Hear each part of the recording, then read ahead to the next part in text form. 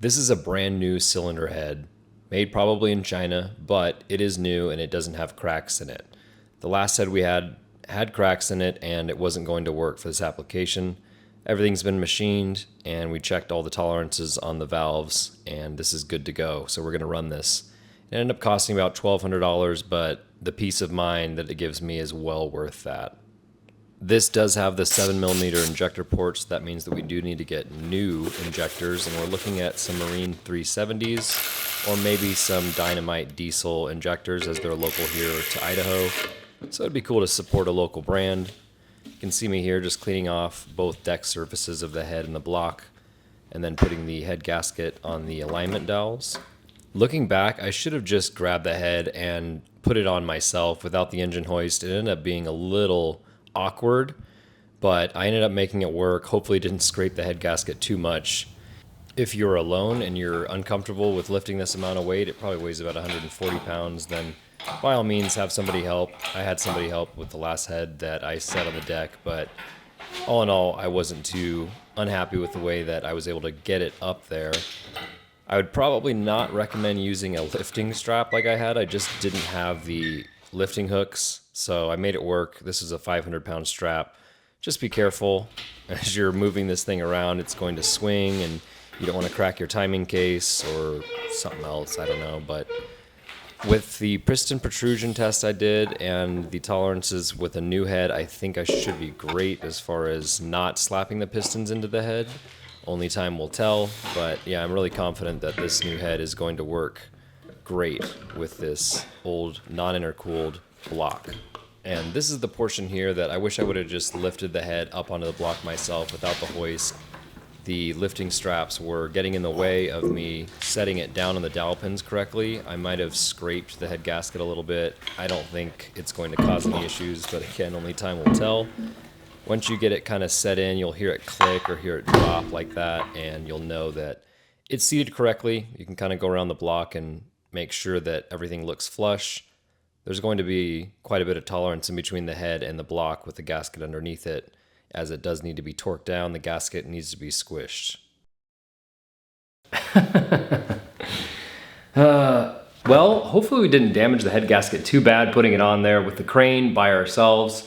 It might have been honestly just easier for me to just lift it. I'm strong enough, but yeah, it's on now. So next step is to torque down the head bolts. Now we need to put the rocker arms on, but I have a couple bolts there just holding it on just in case it decides to fall off the dowel pins for whatever reason. This is a brand new head, it's $1,200 and we don't want to get any nicks or anything on the deck side of the head. So these are power-driven diesel head bolts and they are grade 12. They come with an Allen key style head bolt and it comes with the washers as well. Now these are chamfered and the directions say to install these a certain way so that the chamfer, which is on the top side, is facing down and that the bolt head is facing the chamfer. So we'll make sure we do that. It also says to assemble these with this ARP assembly lube, so we'll go ahead and use that. We're gonna coat all the threads with this ARP before we get them into the block there, and then we'll start torquing things down.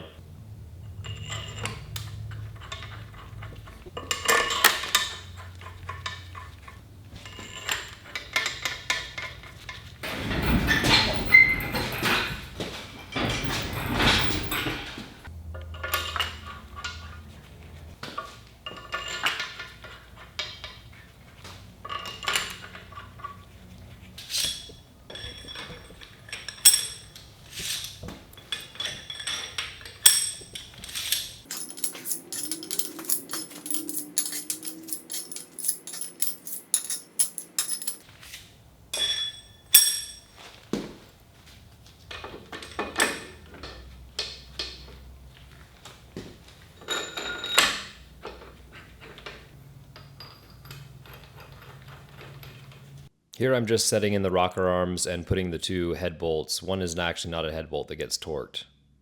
It's quite a bit of a process doing the head bolt sequence. You're going to do a first pass at 66, then 89, then 126 or a quarter turn. I decided not to film all that. It's pretty self-explanatory. Refer to your service manual working inside to out.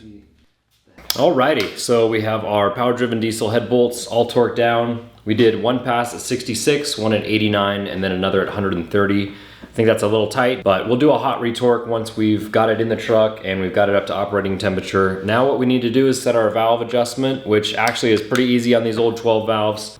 All you have to do when you're setting your valve lash is look for your intakes 1, 2, and 4. These are the intakes, these are the exhausts, and we're going to tighten these down to a certain amount. There is a provision on the top with a screwdriver. You can hold it while tightening the nut, and you're looking for 10,000th on the intake and then 20,000th on the exhaust. So with the engine at top dead center, we're going to use our feeler gauges and check for intakes 1, 2, and 4. All right, so right now we cannot get this 10 millimeter in between the valve stem and the rocker arm. So we'll loosen this up. Micro adjustments at a time. Now we can get it in. We want a little bit of drag, so we'll just barely tighten it. I'm getting a little bit of drag, we're real close. Now we can't get it under there. Well, we can with a little bit of drag. That's about where we want it right there. So very carefully, we're going to use a 15 millimeter wrench. We're going to use our flathead screwdriver and we're going to tighten down this nut, making sure to not let the screwdriver turn at all. I don't know the torque setting on these, but it's not much. And that should be good there. We'll double check with our feeler gauge to make sure that we're within spec. And that's about good there. That's what you want. There's a little bit of drag. We'll do that for the rest. Now we can go ahead and check our exhaust. Our two feeler gauges that we're using are 20 and 21 thousandth. I'm not sure on the reasoning between 10 and 20 thousandth for exhaust and intake. I would assume it's for thermal expansion, but maybe you guys can comment down below if you have any input. So again, we'll get our exhaust stud tight, and then we'll just check real quick and see where we're at. So I cannot get a 20,000th under, so we'll back it off a little bit. Remember, these aren't tightened down yet. Now I can, and I can also get a 21,000th under there. So I'm going to take my screwdriver and turn the stud ever so slightly. I haven't even had coffee, I'm shaking. So we'll turn it just a little bit and we'll tighten up the nut, see if we can get a reading here. So we'll check for our 20,000th and we're real close. 20,000th doesn't go under. So I'm going to back this off after loosening the nut just a teeny bit because I can tell we're close, and we're really close. 20 fits good, 21, that's almost just good there. We can pretty much just go there and be good. Also, when you tighten the nut, sometimes it tends to rotate the stud. So see if I can get it my 20,000th under there. I can get under there with a decent amount of drag, and then my 21,000th I can't. So that's about where you want it. So our first pass is done with all the clearances for the valves. We're going to rotate the engine 180 degrees. And we can hear cylinders creating compression, which is a good thing. I'm sorry, 360 degrees, as this is a 4-stroke engine. So it'll take 2 revolutions to complete the cycle.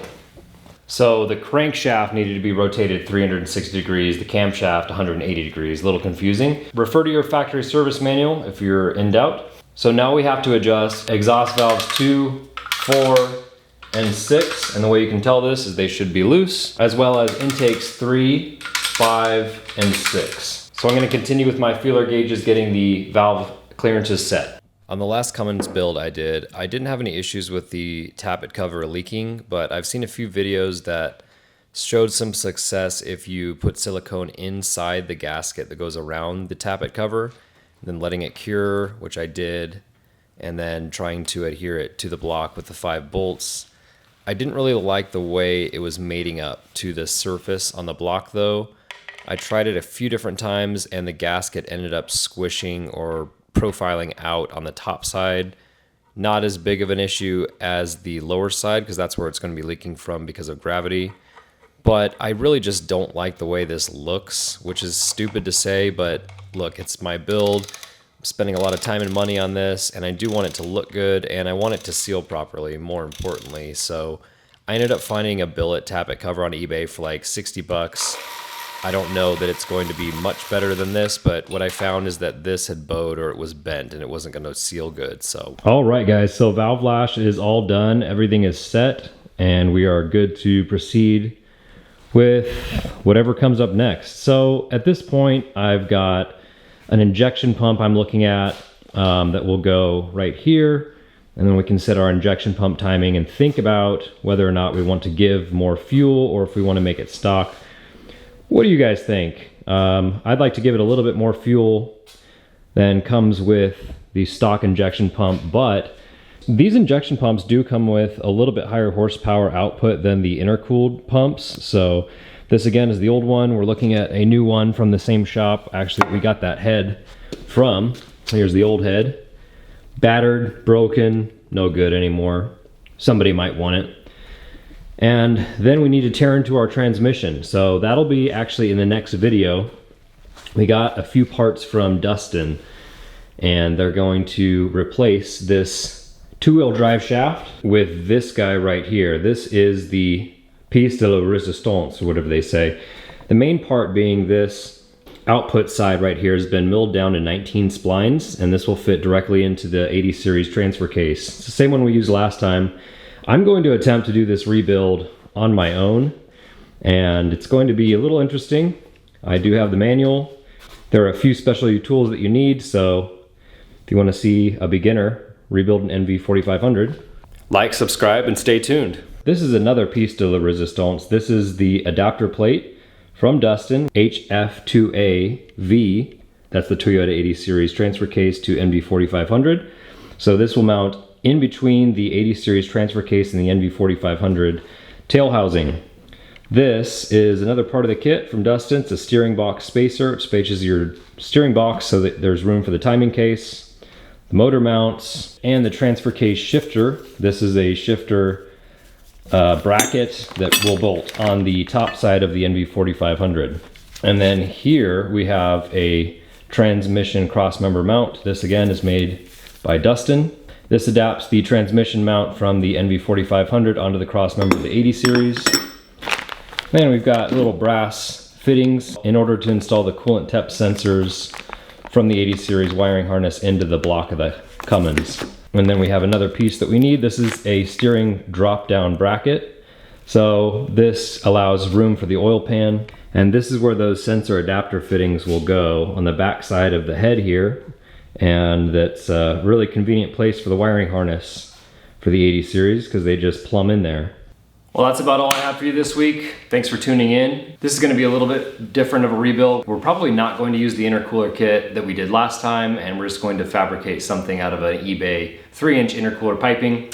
But for now, we just have to get that injection pump, water pump, figure out the accessories, and then just slowly start to think about how we're going to put it in the 80 series. So I've taken the rooftop tent off of the 80 series, and that's going to allow us to get in the garage here so that we have more time in between sleeping, work, and eating so that we can work on it, and it'll be a little bit more cost effective than renting a garage. So thank you all for watching. If you have any questions, leave them down in the comments below. You guys are awesome. Thanks for enjoying this content like I am, and we'll see you in the next one.